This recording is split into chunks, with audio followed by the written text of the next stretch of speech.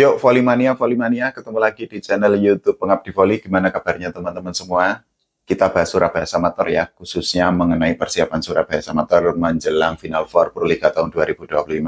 Khususnya lagi mengenai bagaimana kalau nanti Surabaya Samator itu diperkuat oleh Doni Haryono, dan juga kita berandai-andai bagaimana kalau nanti ternyata Surabaya Samator ternyata tidak dibela atau tidak diperkuat oleh Doni Haryono di Final Four Pro Liga tahun 2025 nanti, karena ada rumor yang menyebutkan bahwa Doni Haryono itu justru tidak membela Surabaya Samator meskipun sangat diharapkan oleh para fans Surabaya Samator, tapi ternyata ada isu atau ada kabar yang menyebutkan bahwa Doni Haryono itu akan membela Nakon Ratchasima untuk bermain atau bertanding di EVC Champions League tahun 2025 besok. Kita ketahui bahwa Nakon Ratchasima yang kemarin dibela oleh Doni Haryono itu kan menjadi juara Liga Thailand, dan tim putra Nakon Ratchasima berhak untuk tampil atau berlaga di EVC Champions League tahun 2025 yang akan diselenggarakan di Jepang pada bulan Mei nanti. Kalau Doni Haryono itu benar-benar bergabung dengan Surabaya Samator, tentu saja sekali lagi seperti yang sudah saya ulas beberapa kali, dirinya itu akan memberikan tambahan kekuatan di posisi outside hitter, karena kita ketahui bahwa saat ini posisi outside hitter sendiri itu memang sangat mengandalkan Hayun Muhammad, dan juga ada Ketut Yudi. Sebenarnya ada pemain asing yaitu Yesel Punales, tapi kita sama-sama ketahui bahwa penampilan dari Yesel Punales itu kan nggak baik, bukan nggak baik, sorry. Penampilan dari Yesel Punales itu kan tidak maksimal, sehingga kontraknya itu harus diakhiri lebih cepat. Tapi Surabaya Samator itu sudah bergerak cepat karena mendatangkan Luffy Febrianugraha dari klub Kamboja yaitu Bodyguard Headquarters. Sebenarnya ini Luffy itu juga sudah diumumkan sebenarnya sebelum Pro Liga tahun 2025 ini dimulai, tapi ternyata Luffy itu memilih untuk melanjutkan perjalanan atau karirnya dengan membela Bodyguard Headquarters dulu, dan akhirnya dirinya itu menjadi juara bersama Bodyguard Headquarters. Tidak hanya menjadi juara, tapi juga menjadi best outside hitter dan juga menjadi MVP di Liga Kamboja pada tahun 2025 ini. Kalau kita bicara mengenai apakah kalau Doni Haryono bergabung dengan Surabaya Samator akan langsung membuat Surabaya Samator auto juara atau akan menjadi juara, tentu saja tidak. Karena apa? Sekali lagi, volley ini adalah permainan tim.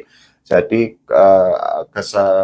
permainan dari tim itu sendiri itu akan bergantung dari semua orang yang ada di tengah lapangan. Artinya kalau satu orang itu bermain sangat luar biasa sementara pemain lainnya itu tidak tampil atau tampilnya itu di bawah performa terbaiknya, tentu saja juga akan sangat sulit sehebat-hebatnya pemain kalau hanya harus menggendong tim yang memang permainannya itu kacau balau, juga akan sangat kerepotan. Nah, hal yang sama juga terjadi untuk Doni Haryono, karena kan kita ketahui meski Doni Haryono memiliki mental juara, pernah juara Pro Liga, pernah juara SEA Games, pernah kemarin juara Liga Thailand, tapi kalau ternyata dirinya dibebankan untuk menggendong Surabaya Samator sendirian, tentu saja nggak akan bisa.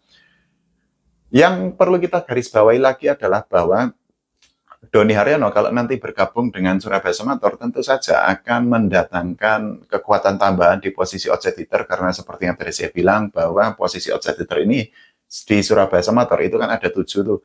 Tapi yang sering mendapatkan kesempatan bermain itu kan hanya Hayun Muhammad, kemudian Ketut Yudi, dan juga kemarin di putaran pertama itu ada Yesel Punales, tapi di putaran kedua Yesel Punales itu kan dilepas.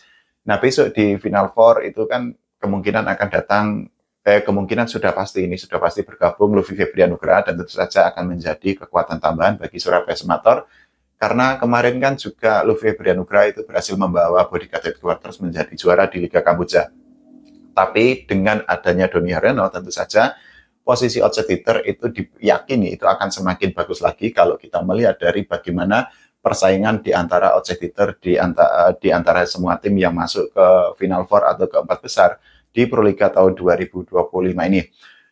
Hayun Muhammad sendiri itu tampil nggak jelek, tampil sangat luar biasa, tampil sangat istimewa, dan kita bisa melihat dari statistik yang didapatkan oleh Hayun Muhammad sepanjang musim reguler. Jadi menurut data resmi dari PBVSI, Hayun Muhammad itu berada di posisi ke-6 daftar top skor. Ini akan saya bacakan datanya ya biar nggak salah.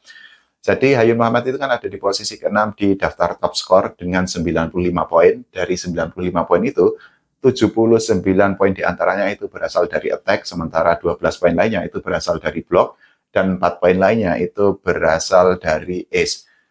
Meskipun tampil sangat luar biasa, kita juga harus mengakui bahwa Hayun Muhammad itu memang secara pengalaman, secara jam terbang, secara skill itu masih di bawah beberapa outside hitter yang ada di tim lain seperti di Jakarta Bayangkara Presisi dan juga di Jakarta Lavani. Ini perlu digarisbawahi atau disclaimer atau di underline bahwa ini tidak menganggap atau tidak mendiskreditkan atau tidak menjatuhkan kemampuan dari Hayun Muhammad, tapi kita akan mencoba untuk berpikir fair, kita akan mencoba untuk berpikir realistis bahwa Hayun Muhammad kalau dibandingkan dengan pemain lainnya di posisi offset hitter di Jakarta Lavani dan juga di Jakarta Bayangkara Presisi, itu kan memang belum bisa dikatakan, maaf ya, belum dikatakan quote and quote, belum dikatakan selevel, karena kalau misal kita melihat, kita ambil contoh di Jakarta Bayangkara Presisi. Jadi Jakarta Bayangkara Presisi itu kan outside hitternya gacor-gacor semua. Ada Farhan Halim, kemudian juga ada Agil Angga, dan juga ada Randy Tamamilang. Bahkan Farhan Halim itu juga berada di posisi kedua dari di daftar top skor sementara Proliga tahun 2025 ini. Jadi Farhan Halim itu sudah mendapatkan 145 poin, dirinya berada di bawah Rama Faza Fauzan yang merupakan opposite hitter dari Surabaya Samator, sedangkan Agil Angga itu berada di posisi ke-8 dengan koleksi atau dengan perolehan 85 poin. Belum lagi kalau kita bandingkan Hayun Muhammad, Ketut Yudi dengan outside hitter dari Jakarta Lavani. Kita ketahui Jakarta Lavani outside hitternya ini juga nggak kaleng-kaleng, ngeri semua, bahkan bisa dikatakan sebagai the dream team. Salah satunya tentu saja Taylor Sander, ini merupakan mantan pemain timnas Amerika Serikat. Pengalamannya nggak perlu diragukan lagi, pernah tampil di Olimpiade, pernah tampil di VNL dan kejuaraan dunia, serta berbagai kejuaraan yang sangat bergengsi. Akhirnya kan kita bisa mengetahui bahwa Taylor Sander ini juga ya terlalu OP, terlalu GG untuk tampil di Proliga. Dan sampai saat ini Taylor Sander itu berada di posisi ketiga daftar top skor sementara Proliga. Perolehan poinnya itu 121 poin. Dari situ kita bisa melihat bahwa Hayun Muhammad itu meskipun tampil sangat luar biasa di musim reguler, tapi belum bisa bersaing kalau dengan Taylor Sander dan juga dengan Farhan Halim yang ada di Jakarta Bayangkara Presisi. Belum lagi juga kalau Jakarta Lavani itu kan juga memiliki Boy Arnes. Kita ketahui Boy Arnes itu juga luar biasa, nggak karu-karuan, tampil istimewa banget lah, pemain muda yang sangat luar biasa. Di musim reguler kemarin, Boy Arnes itu berada di posisi ke-9 dengan 85 poin. Itu artinya kita bisa melihat bahwa outside hitter dari tim lain itu sangat luar biasa, dan tentu saja Surabaya Samator sekali lagi hanya mengandalkan Hayun Muhammad tentu akan sangat kesusahan. Kalau hanya mengandalkan Luffy Febrianugra juga akan sangat kerepotan, sehingga mereka tentu membutuhkan pemain tambahan. Nah, yang diminta oleh para fan itu adalah Doni Haryono, yang kita ketahui bahwa secara mental oke, pernah main di Liga Jepang, pernah main di Liga Thailand, dan juga pernah main di liga lainnya, di Liga Kamboja juga pernah. Selain itu juga pernah menjadi juara Proliga, pernah tampil di SEA Games, pernah tampil di Asian Games. Ini pemain yang komplit, secara taktik bagus, secara mental juga luar biasa. Nah, tapi sayangnya apakah Doni Haryono akan bergabung atau enggak? Tentu saja harapannya adalah Doni Haryono, para fan itu akan sangat berharap agar Doni Haryono itu bergabung, karena sekali lagi, kalau Doni Haryono bergabung, memang tidak akan menjamin Surabaya Samator akan menjadi juara. Tapi dengan kehadiran Doni Haryono, tentu saja Doni Haryono bisa untuk menularkan mental juara kepada para pemain Surabaya Samator. Ini perlu ditekankan loh, bahwa belum ada pemain Surabaya Samator di skuad sekarang ya, dari semua pemain itu yang pernah menjadi juara loh. Paling banter itu kan hanya menjadi runner up, seperti Hendrik Agil yang pernah menjadi runner up di Proliga, tapi belum pernah ada yang menjadi juara. Nah, hal itu kan beda dengan pemain di tim lainnya seperti Boy Arnes, udah 2 kali menjadi juara bersama Jakarta Lavani. Kemudian nggak usah pemain asing seperti Taylor Sander yang tadi saya sebutkan, levelnya udah Olimpiade. Tapi kalau kita bicara pemain lainnya, itu kan juga outside hitternya juga gacor-gacor semua. Nah, Surabaya Samator mungkin juga butuh seperti itu, karena kita ketahui kalau di posisi outside hitter sendiri itu kan sudah gemuk, sementara di posisi opposite hitter kalau Surabaya Samator itu kan hanya mengandalkan 2 pemain aja. Yang pertama adalah Rama Faza Fauzan, yang kedua adalah Sandro Calvin. Dari 2 pemain itu kan yang sering selalu mendapatkan kesempatan adalah Rama Faza Fauzan, dan terbukti Rama itu kan menjadi juara, menjadi pemuncak klasemen, menjadi top skor sementara di musim reguler Proliga tahun 2025 ini.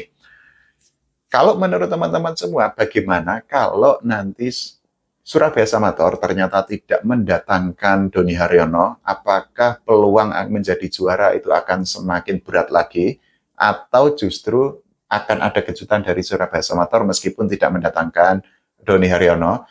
Pertanyaan selanjutnya, kalau menurut teman-teman semua, bagaimana nanti kalau ternyata Doni Haryono itu benar-benar bergabung dengan Surabaya Samator? Apakah peluang juaranya akan semakin besar atau justru Surabaya Samator itu akan memberikan kejutan atau akan memberikan surprise yang sangat luar biasa untuk bertanding di Final Four nanti? Silahkan tulis di kolom komentar. Kita doakan agar Surabaya Samator mendapatkan hasil terbaik.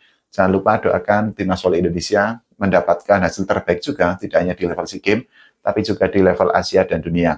Oke, terima kasih. Sampai jumpa.